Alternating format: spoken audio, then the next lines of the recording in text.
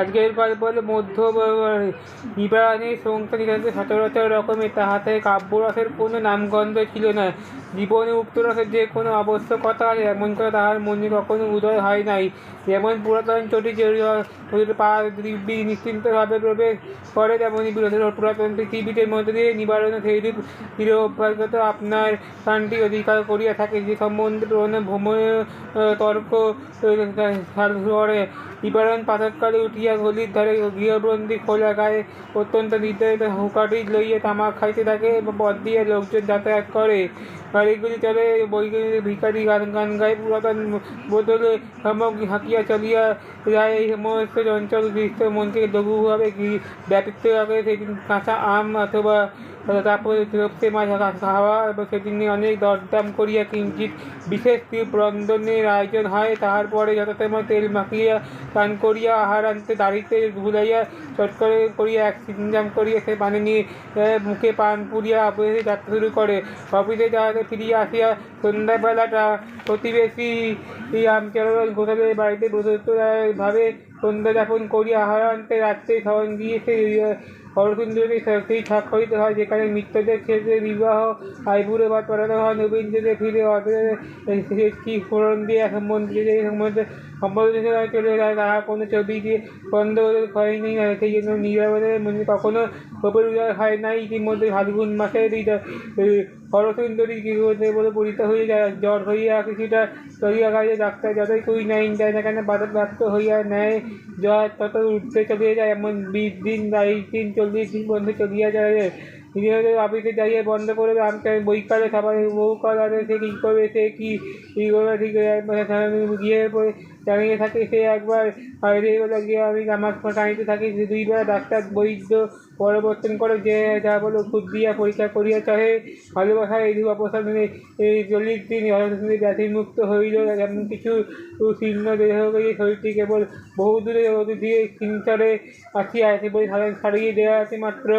তখন বসন্তকালে যখন হাওয়া ছেড়ে আরম্ভ করিয়াছে, উষ্ণ নিভৃতে চন্দ্রালোকে সীমান্তের বুঝিতে ধরণচক্র পদার্থ লাভ করিয়াছে। হরসুন্দর ঘরের নিচে প্রতিবেশী খিড়কির বাগান, সেই বাগানে কিছু সাদৃশ্য রমণী স্নান করিয়া থাকে।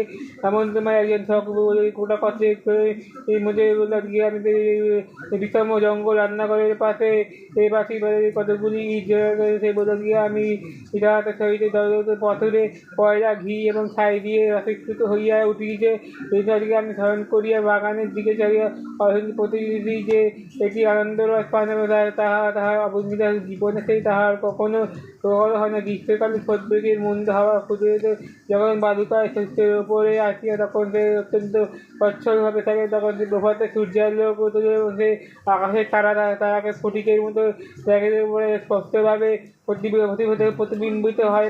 হরসুন্দরী তার কিঞ্চে বিয়ে পড়ে আনন্দময়ী প্রকৃতির প্রত্যেক আঙুল দিয়া ছিন্ন বর্ত করিয়া লাগে। এবং অনন্তরে যে একটি সঙ্গীত দিতে লাগিল, তাহার ঠিক ভাবিয়া সে সম্পূর্ণ বুঝিতে পারিল না। এমন সময় সে বলল যে স্বামী পাশে কখন আমি জিজ্ঞাসা করিব কেমন আছে, তখন তাহার চোখে জল পড়িয়া লাগিল।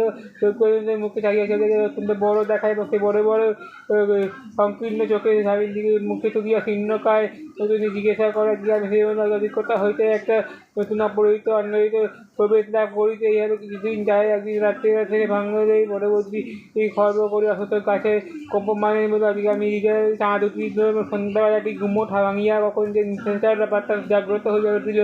এমন নিবারণ চুলের মধ্যে আঙ্গুল দিয়ে ফুলিয়া হরসুন্দরীকে কহিল, আমাদের তো ছেলে পুজো কিছু হইল না, তুমি একটা বিবাহ করিয়ে না। হরসুন্দরী কিছুদিন এইভাবে ভাবিতে মনে একটা প্রবল আনন্দ, একটা বিরাট প্রেমে সঞ্চয় করিয়া মানুষ কখন মনে থাকে না। আমি ভাবতেই পারি তখন হঠাৎ একটা আঙ্গুলি বলে ইচ্ছা করে আজকে আমি সত্যি বলে আজকে যেমন কঠিন তর মনে দেব আজকে আমি যে প্রেমে আবেগ সচ্ছল একটা ত্যাগ করিয়া আমি দেব আজকে আমি নিজ হয়েছে। তবে এইরূপ অবস্থা অত্যন্ত পুরো গৃহ চিত্তে একদিন হরসুন্দরী বলে আজকে আমি যে আমার স্বামীর চিন্তাকে বড় একটা কিছু করিবে। আমি যে বলতে আজকে আমি সৎকান্ন ততটাই করবো। আমি যে বলতে আজকে কী দেওয়া যায়, আজকে বৃদ্ধি নাই, ক্ষমতা নাই, শুধু একটা প্রাণ আছে, সেটা কোথাও বৃদ্ধি কোথাও দিয়া যায় এবং তাহাতেই তার কি মূল্য কী আর কি স্বামীকে যদি দুঃখ মতো শুভ্র দেখায় তাহলে আজকে আমি কোমল কৃষ্ণের মতো সুন্দর একটা দেহের পুতুল ওই সন্তানের ওই বাড়িটা কিন্তু প্রাণপণ ইচ্ছা করিয়া মরিয়া গেলে আপনি তা কখনো খাইবে না। তখন মনে করি আমি স্বামী একটি বিবাহ হইয়া গাইবে এবং ভাবিল যে আজকে আমি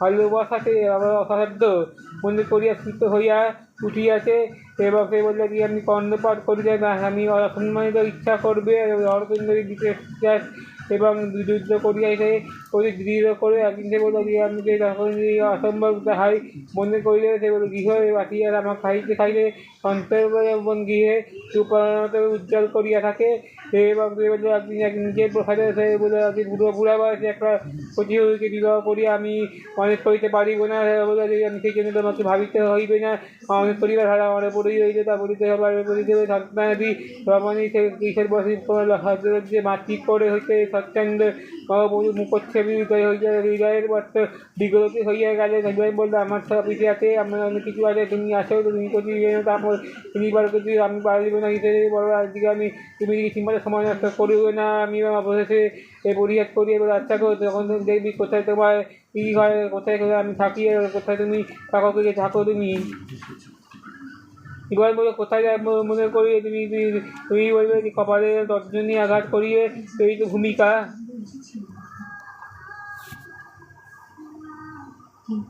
জানতা এই দেখো ব্যাপারে দেখি কীরকম একটা হাউস হয় সেই বয়সে রাজকুমারকে রাখিতে দিলে তুমি কি রাজা মামা না তুমি বলবে ছোটকি এই দেখো দাদার বয়স প্রায় 40 40 দিকে এই 90 বয়সে আট রাখি ভাই বোনকে আরও বেশি ছোটো লাগে দাদাগিরি আরও অন্ত নাই তাদেরকে দেখে ছাড় হইতে পারবে সংঘাত থেকে একটা কিছু ঘটে যায় কিন্তু তারা বস্তায় আমি তাহাকে একটু ভরসা হলে দাদাই বলে আমি তোমাকে সেই ঝাঁকিয়া নিয়ে বলিতে লাগিলে এই সময় দেখছি যদি আগুনে ধরে দিতে হয় সবাই জ্বালিতে সেই অমল কইরা সেই কাণ্ডে হচ্ছে বাহাদুরি কাল দেখবি যে প্রকাশ কীরকম হইয়া থাকে তুমি থাকবে সেই জন্য তুমি হাওমাও করি আকাশের দিকে তাকিয়া নিচু হইয়া দাঁড়িয়ে দেখে যাচ্ছিল এই বলে সাবধান তারা বলে দেশলাই কাটি ধরলে ভাই বোনের সঙ্গে তর্ক হইয়া গেলে সেই দেশলাই আগুনটি সবে করবে যারা ঘরে তুমি আমাকে মুচকি এসে বললে বা তুমি আমাকে দিকে তাকাল ভাবখানে মন যে আমি থাকিতে কার্তিক মামা কীরা একটা শিগগিরি যে তুমি আগুন ধরিয়া যায় যেহেতু তারা খেয়াল হয় তুমি যাদের কাছে সেই সার্বাকিয়ে হাসি মুখে বা হাসির কথা রাখি তুমি আমাকে ফুরাইয়া হাসে তুমি আমাকে সেই দাদার মুখে হাউমাউ করে বিকাশ শব্দকে বেরিয়ে তারা চিৎপাত করিয়ে থাকে আপনার মধ্যে হাত পা ধরিয়ে থাকে কিন্তু আবুথার তো পড়ে পারি কারণ তারা চিৎকার করিয়া লম্বা ভঙ্গ করে সঙ্গে সঙ্গে কান্নার সুর বাড়িয়ে ভিতর দিকে রওনা হইছিল।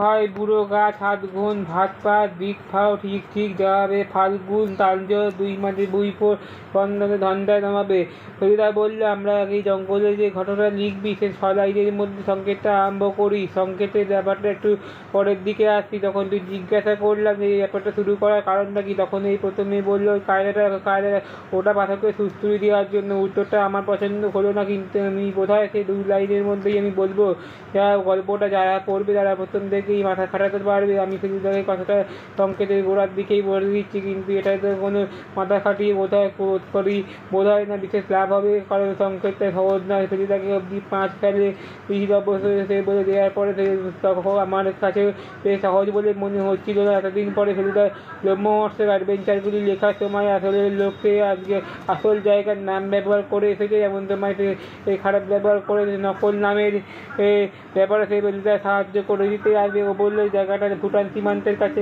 বলতে কোনো আপত্তি নেই নামটা হচ্ছে লক্ষণবাড়ি যে বদলের গল্পের প্রধান চরিত্র সেই পদবী সিংহরায়া এসে ওই নামটা জমিয়ে অনেক ছিল তাদের কাছে অনেক আগে নিবাস ছিল রাজপুরে বলে বাংলাদেশের সেই জেরিমন সেখান থেকে আজকে মিটে বলে আজকে সেখান থেকে বাংলাদেশে বসবাস করবে সে বাংলায় নিয়ে যাবে আমি ভেবে যাই ফরমাইশের মতো এই ঘটনাটা লিখবো নামগুলি শুধু বানানো হবে ঘটনাটা সত্যি যা দেখেছিলাম তা শুনেছিলাম তার বাইরে কিছুই লিখবো না ঘটনাটা আরম্ভ হয় 27 রবি 6:30 ছুটিতে কলকাতায় 11 ডিগ্রি তাপমাত্রা, গরমে ছুটি চলে যায় ফেরিদা কলকাতাতেই খায় না। এই প্লেনটা কি শুনে ব্যাপারটা অপরাধী একটা আবৃত্তি করবে, সে দিতে পারবে না। বেশ 2 পয়সা কামিয়ে হাত পা লোকে একটু বিশ্রাম নিচ্ছে। তারপর আমি ডাক্তারি করে অ্যালবামে কয়েকটা ভুটানের সীমান্ত স্ট্যাম্প লাগাচ্ছি।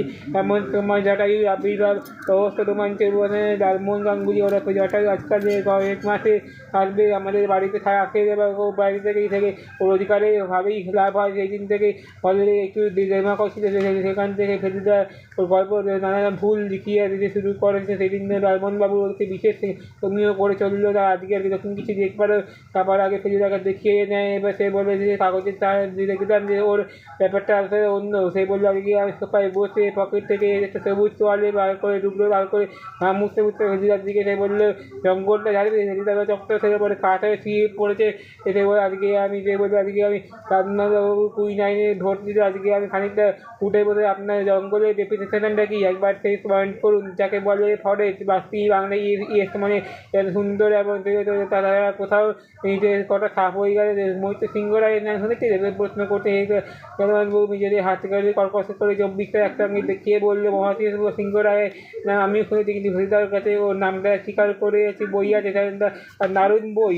সেই যে উড়িষ্যার না আসামে থাকেন না, জন্মবাবু বললে আজকে আমি শরৎ করে একটা চিঠি বার করে আসবো। সেই বলে দুবাসে ভুটান সীমান্তের আমি সেখান থেকে উৎসর্গ করেছিলাম। আমার সঙ্গে চিঠিটা লেখালেখি হয়েছে, আপনি তো জানত লোককে বই উৎসর্গ করেন। এইভাবে উৎসর্গ ব্যাপারটা একটু বড় থাকা দরকার। ভদ্রদের বিখ্যাত লোকদের ছাড়া বই উৎসর্গ করেন না, তাদের মধ্যে বেশিরভাগই লোক মারা গেছে। এবং যেমন করিয়া সেই নিয়ে গেছে। আজকে আমি সেই উদ্দেশ্যে মানবিক দানবে যেটা ফেরিদার মতো ম্যাগনেটিক গাজা আইনস্টাইনের স্মৃতির উদ্দেশ্যে সেটাকে হিমালয়ে হৃৎকম্প উৎসর্গ করিতে হইলে লিখে বললেন শেক্সপিয়ার তেনজিং জলজান্ত লোকটাকে মেরে ফেলে লালমোহনবাবু আমতামতা করে বলে ওরে তো ক্যাপ্টেন পাহাড় চলতে অনেকদিন কাগজটা ভাবলেন 2 পা টাকা করতে গিয়েছিলাম দ্বিতীয় সংস্করণ শুয়ে দেওয়া হয়েছিল। মহিলাকে বললো যে বড় সন্দেহ নেই তুমি কী বলবে, তাদের মধ্যে বিখ্যাত তুমি আমি উৎসর্গ করা হলো। যেখানে জিজ্ঞাসা করা যায় লালমোহনবাবু বললেন বইটা তো জঙ্গলের ব্যাপারে অনেক বেশি। মহিলাবাবু বাঘের সুন্দর একটা নেওয়া যায়, আবার মুচকি হেসে বলে জিপ কেটে বলে মারতো আবার গাছ তো ঘটনা পর্যন্ত। তাই ভদ্রলোকে একটু খুশি করে সরকার ছিল এই ব্যাপারটাই সফল হয়েছে। জিজ্ঞাসা করলে লালমোহনবাবু খামছি হয়ে বললেন নই যে আর এইভাবে ইনভাইট করে। সে বললো যে আপনার করেছে আপনি তো করেনি। লালমোহনবাবু একটু করে বিরক্ত হয়ে কুচকে বললে একজন লোক ছিল যে আপনার একটা আছে মানে আপনারা ডাকিতে কি যাবেন না এইসব আর কি জানিতে পারবো না। 4 মাস ধরে বইটা 4-4টে রিটার্ন হাত সবটা চিঠি লিখেছি, যাতে আপনার সঙ্গে যে মাখামাখি হয়ে গেছে তাও আমাকে দিয়েছিল আর কি। যাতে কী বলবো আপনার সঙ্গে দেখা যায় আমাদের দুজনেই যেতে হবে। মৈত্র সিংহ রায়ের চিঠি টেস্টটা ডায়েরির লাইন তুলে দিয়েছি। আপনার বন্ধু মৈত্রী মহাশয়ের বন্ধুদের গোয়েন্দাগরি হিসেবে খ্যাতি আছে শুনেছি। আপনার তাদের সঙ্গে একবার জানিতে পারিলে ভালো হয়তো উপকারী করিতে পারবেন কি চিঠির করে পত্রপাঠ জানাইবে নীতি ফেলিদার সঙ্গে চিঠিটা রিট করে বলে বলা যায়। ভদ্রলোক কি বৃদ্ধতে পারছি স্যার যে বলে আপনার কাছে বলে বিজ্ঞানী করে এই ধরুন 70 বয়স থাকে বলে। মৈত্র সিংহ রায়ের জন্ম হয়েছিল জন্ম 96 হয়েছে। হাতে লেখাটা বুড়ো বলে মনে হচ্ছে। কি হিরে মশাই মুক্তের মতো হাতের লেখাটা হিসিটানা সই এই চিঠিটার অন্য কারোর কৃষি হলে আমাকে ওই বুধবার আমি লক্ষণ বাড়ি রওনা হবো। সেখান থেকে আমি জলপাইগুড়ি ট্রেনে পৌঁছে যাবো। তারপর চৌথি বাইর থেকে করতে হবে মোড়ো, সেখান থেকে আমাদের করতে হবে। মৈত্রবাবু নিজের গাড়িতে সেখানে গাড়ি দেবে জঙ্গলের যাওয়ার জন্য শুনে মন নিচে উঠে উঠবে। সেই সঙ্গে আমাদের সাথে আশ্চর্য কিছু দরকার নেই, কারণ আমাদের বংশের শিকার হয়ে আসে। বাবা বড় জ্যাঠামশাই রীতিমতো ভালো শিকারী ছিলেন, আমাদের বেশ নামডাক ছিলেন। বলি তোরা দেখি গ্রাম থেকে বড় জ্যাঠামশাই মানাদের একটা জমিদারি ম্যানেজার ছিলেন। মহিলাদের উত্তরে মধুপুর জঙ্গলে অনেক বাঘা বন্ধুকে শুনি শুয়েছি। আমার সোজা জ্যাঠামশাই তার মানে ফেরিদার ডাক টিকিটে স্কুলে থেকে সে অঙ্ক সংস্কৃতের মাস্টার মহাশয় ছিলেন। স্কুলে গিয়ে এসে বলে শরীর ভাত ছিল তার ফুটবল ক্রিকেট হাঁটার শক্তিশার ব্যাপারে দুর্দান্ত ছিলেন। কি একটা অল্প বয়সে মারা যাবেন তাকে ভাবতেও পারেনি। আর কি অসুখটা নাকি আজকের দিনে না ফেরিদা যখন বয়সে আর বয়সে তখন বলে জ্যাঠামশাই আগে মারা গিয়েছিলেন। এই যে থেকে ফেরিদাকে আমাদের বাড়ি ফেরিদা আমাদের বাড়িতেই মানুষ হয়েছিলেন। আমাদের আরেক জ্যাঠামশাই ছিলেন 23 বছরের বয়স, সংসার থেকে কন্যাশ্রী পশ্চিম চলে যান। ফেরেননি তাকে অসাধারণ গায়ের জোর ছিল। আমাদের বাবা হলেন সবচেয়ে বড় ছোটো ভাই জ্যাঠামশাই 40 বছর 500 বছর আগেকার বয়স চাপাতে বলে বোধহয় গায়ের জোর নেই, মানে মনের জোরও আছে। সে আমি ভালোই পাই জানি। ফেরিদা বললো প্রিয় বই বিভূতিভূষণ আরণ্য কবে থেকে কোনো বলে বইতে বলেছি নিচে স্বীকার করে নিয়ে ওখানে রোদে বন্দুক চালানো হয়েছে রিভলভার দুর্দান্ত টিকটি তুমি আমাকে মারতে বিশেষ দরকারের সন্দেহ নেই। ফেরিদা বলে যে জানোয়ারের মতি বলে মানুষের চেয়ে অনেক বেশি জানোয়ারের মন মানুষের মনে জট পাকানো হয় মানুষের মনে যে সবচেয়ে বেশি ভালো ছিল সেই মনটাই বাঘের মনের চেয়ে অনেক বেশি কারণ একদিন অপরাধী সাহায্য করার আঘা মানবে কৃত্রিম মনে নয় তিন থেকে যেতে যেতে ফেরিদা লালমোহনবাবুকে এই ব্যাপারটা বোঝাচ্ছিল। লালমোহনবাবুর হাতে মোহিত সুরেন্দ্র রায়ের লেখা তার প্রথম শিকারের বইটা প্রথমে সে বললো মিস্ত্রি এবারে তুমি সাপোর্টে ভালো হতো না তুমি আমার পরিষ্কারভাবে বোঝা যাচ্ছে না তবে তুমি চওড়া চোয়াল চওড়া কাঁধ এবং লম্বা নাকের নিচে চওড়া করানোর কোনো অসুবিধা নেই। তারপরে কিছু বলে দিয়ে লালমোহনবাবু বললে ভাগি আপনার যাচ্ছে না আমার সঙ্গে এইরকম একটা সামনে কেটে মশাই লালমোহনবাবু বললে 5 ফুট লাইনের ইঞ্চি প্রথমবার দেখলে মনে হবে যে বাংলা ফিল্মে কিংবা থিয়েটারে হয়তো আমি অভিনয় করেন কারণ উনি অনেকের সামনে কিছু ফেরিদা সামনে বলে তো বটেই। ফেরিদা বলে সরকারি বইয়ে জিজ্ঞাসা করে নিয়ে ফলে তো ভদ্রলোক লেখা দেবো আশ্চর্য হবো না। লালমোহনবাবু বললেন 50 বছর বয়সে যখন তিনি জিজ্ঞাসা বললে মনে হবে না পাকা লিখিয়ে শিকারীদের মধ্যে জঙ্গলের জিনিসটা গল্পটা দিতে আশ্চর্য ছিল হয়তো সিংহ এই যে জঙ্গলের আবহাওয়াটা পৌরাণিক যুগে সেই সমস্ত মুনি ঋষিরা বেদবুনিতে লিখেছেন তারাও তো জঙ্গলে থাকতেন সেখানে তারা কিছু লক্ষ্য করে দিলাম মাঝে মাঝে বিদ্যুৎ চমকালো মাঝরাত্রিরে যখন নিউ ফরেস্টের স্টেশনে গাড়ি থামে তখন ঘুম ভেঙে গিয়ে দেখেছি বৃষ্টি চলতে চলতে তার সঙ্গে মেঘের গর্জন সকালে উঠে নিউ জলপাইগুড়ি থেকে বুঝলাম যে আমি এইদিকে মেঘলা হাওয়া গত কয়েকদিন ধরে বৃষ্টি হয়নি যে বদলে মাদের নিয়ে এসে সে বলে মসজিদটা 19-30 বছরের উনি হলো ফর্সা মাথার চুল পুষ্প সেখান থেকে কাঁচা বয়সে চশমা বড় বদলে আমাদের বললো বাড়াবাড়ি হয়ে গিয়েছিল আর আমি তবে না মানে খুশি দুটি হয়নি তাই মানুষের বাইরে যে ফস করে দেবে সে মনে রাখল আমরা সে ভাঙা মিটিয়ে কত ভুল সে বদলটা নিজের পরিচয় দিয়ে মহিলাটা সেলিব্রিটি নাম হলো শরীর সেনগুপ্ত আমাদের বাড়িতে কোনো প্রদোষ মিত্রের মশাই লোকনাথ রানমোহনবাবু এখানের বাইরে মহিলাবাবু জিপ অপেক্ষা করেছিল অথবা আমরা 10 মিনিটের মধ্যেই চা খেয়ে ডিম টোসে আমরা যখন জিপ নিয়ে উঠলাম আমাদের তিনজনেই এখান থেকে একটা কাঁধে ব্যাগ নিয়ে মাথায় কিছুই নেই কারে অভাব গাড়ি ছাড়া মুখে তবু বলে মহিলাবাবু নিচে আসতে পারেননি বলে দুঃখিত দাদা শরীরটা ভালো নেই কিন্তু ডাক্তার এসেছিল তাই ওকে অন্য কোথাও নিয়ে যেতে হলো। মহিলাবাবু বললো আজকে আমি জানতাম না যে তুমি আমাকে বলে না কী অসুখ আমি বুঝতে পারলাম না অসুখের বাড়িতে অতিথি হয়েছে কত ভাব হচ্ছিল না দেবীবাবু বললেন না দেবীবাবু অসুখটা অনেক দিনের মাথায় বেড়ালাম একটা বিশেষ ঝঞ্ঝাট নেই কিন্তু উন্মানদান মোটে 2 মাসে 3 মাসে একবার মাথাটা গরম হয় তাহলে ডাক্তার এসে বন্দোবস্ত করে দেন কীরকম বয়সে জিজ্ঞাসা করলে 64 মধ্যবাবুকে এবারে 5 বছরের বড় পন্ডিত লোক ছিলেন ইতিহাসে তিনি অনেক পড়াশোনা করেছেন গাড়ি নিয়ে উত্তরের দিকে হিমালয়ে গেছেন এবং ওদিকেই দার্জিলিংয়ে আমি 3 বার গিয়েছি এবং 3 দিকেই যাচ্ছি এবং কখনো দেখা হয়নি আকাশের মেঘ জমে আছে গরমটা থেকে কম মাঝে মাঝে সেই চা খেয়ে নিচ্ছি শহরের ছায়ার পরে দৃশ্য বদলে যাচ্ছে এবারে পূর্ব দিকে পাহাড়ে দেখা যাচ্ছে ললিতবাবু বলি ওটাই ভুটান সীমান্ত থেকে কিছুদিন পর বললাম যে এই জঙ্গলে রামবাবু বলে একবার ছাগল হয়ে গেছি আজকে আমি হরিণ টরিণ বলবো না সেটা বলতে তাও ভালো বাঘ বলেননি সেটা কথা চাঁদলাম নি পশ্চিমে পাইটের দিকে মায়ের এখানে যদি বলে যে আমি জঙ্গল আছে যার নাম ছিল কালবুনি এখানে একটা বাঘটা ছিল এইসব শিকারি দ্বারাই করে তিনি এত বড় বাঘ রয়্যাল বেঙ্গল টাইগারে জানতে হতে এত 3 মাস পরেতে আগে নাকি বকুনি মানুষ থেকে বাঘ আছে বলে শোলগোল পড়ে গেছিল আসলে নেই ওইটা জিজ্ঞাসা করলো ওইটা একদিন একটা আদিবাসী ছেলে মৃতদেহ পাওয়া গিয়েছিল জঙ্গল আর গায়ে বাঘ হয়ে ছিল কিন্তু মাংস খায়নি কিন্তু খেয়েছিল কিন্তু হাই না নিয়ে কোনো জানোয়ার হতে পারে মহিতবাবু কী বলতে উনি ছিলেন তো উনি তখন ছিলেন হাতিমারা চায়ের বাগান আছে দেখে মহিতবাবু বলে 15 বিঘা অর্থাৎ ধারণা বাঘ কিন্তু ওই মহিতবাবু বিশ্বাস করেন রাজি খায়নি অবশ্যই 15 বিভাগের লোক এই 3 মাস খোঁজাখুঁজি করে সেই বাঘের কোনো সন্ধানটা পায়নি আর কোনো মানুষ খাওয়ার ঘটনা ঘটেনি না মানুষ খাওয়ার কথা শুনে গায়ে কাটা দিয়ে উঠেছিল সেই ব্যাপারে মহিতবাবু কথাটা মানতে হবে না বাবু বলে বেশি হুড়ু কুচকে বললাম যে দেখ আমি আজকে একটা চলে গেলাম এই বলে গ্রামের লোককে জিপ করে রাস্তা পেরিয়ে দেওয়া বলে রাস্তা রাস্তায় ধরে আমি বলে বেশিরভাগ ভোগ করেছি। মিনিট 5 পরে গাড়িটি পুরনো বাড়ির মাথায় দেখা যাচ্ছে। তারপরে 11তে ক্রমে গাছপালা বেরিয়ে গোড়া করে প্রকাণ্ড বাড়িটায় পুরোনোটাই দেখা গেলেন। বাড়িটার রং একেবারে সাদা হয়ে গেছে এবং সমস্ত গায়ে কালচিটে পড়ে গেছে। যার যা রং আছে যা একটু জানলার কাঁচগুলো রামধনটা 7টা রঙের কোনোটাই বাদ নেই। পেট পাথরেই ফলকে সিংহে লেখাটা গোটা হয়ে গিয়ে আমাদের জিপের গাড়ি বারান্দা নিচে দাঁড়ালো।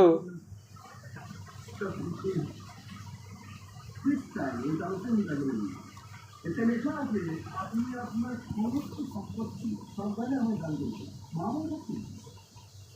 সুবক খান পরদিন তুই বললো মহারাজ আমার নাম জগৎময়ী বিক্রমাদিত্য সম্পর্কে আরেকটা গল্প শুনুন। বিক্রমাদিত্য একবার রঘুরাশি বছর দেশে পরিভ্রমণ করতে বেরিয়েছিলেন। গ্রামে এক রাজশহরে শহরে রাতে এইভাবে 3 দিন কাটাতে লাগিলেন। একবার নগরে এসে পৌঁছিলেন। এইখানে তীরে এসে মন্দির এই মন্দিরে চাঁদালে বসে মহাজনের প্রাচীন দিকে পুরাণে মুখে স্থান অনেক বেশি চাঁদালে বসে পুরাণে হিসেব লাগালে বড় প্রকারের কথা বলেছিলেন। ধন ঐশ্বর্যের মান সব চিরদিনের জন্য তাই নয়, একমাত্র ধর্মকর্ম চিরদিনের কোটি কোটি গ্রন্থ লেখা আছে। পরের প্রকার যে পুণ্যবানের বাপকে দুঃখ দেয় পাপি এবং যে দুঃখিত নিজে দুঃখ পায় সে সুখ দেয় নিজে সুখী হয় এবং প্রকৃত ধার্মিক। এই আমি সাইড দিয়ে দিয়েছি এমন সময় বললাম কি আমি ঠিক নিয়ে এসে নদী পার করে এসে ভেসে ঘরে ভাসতে পারতে আকুলিভাবে ডাকতে থাকলে মহাজন শীঘ্রই আসুন আমাকে জলে ডুবিয়ে মারা গেলে আমাদের সঙ্গে বিপদে ঠিকই করে আমি জলে ভাসমান দেখে তাকিয়ে কেউ পাড়া দিয়ে পাশে জন্য একমাত্র বলে জলে লাভ দিয়ে বলতে হতে ব্রাহ্মণের রাত্রিকে উদ্ধার করলেন। তারপর সব আমার বললেন আমি বিক্রমাদিত্য বলে হে মহাপুরুষ আপনি কি আমাকে প্রাণদান করেছেন পরে করার জন্য আমি কি প্রাণদান করবো আপনার কী বলতে চাই? রবীন্দ্রনাথ আমাদের বললে এই জলের মধ্যে এমন যন্ত্র জপ করবে যে পূর্ণ ফলে আমি আপনি দান করেছি যে চন্দ্রদয় পূর্ণ হয়েছে আশীর্বাদ করতে চলে গেলাম।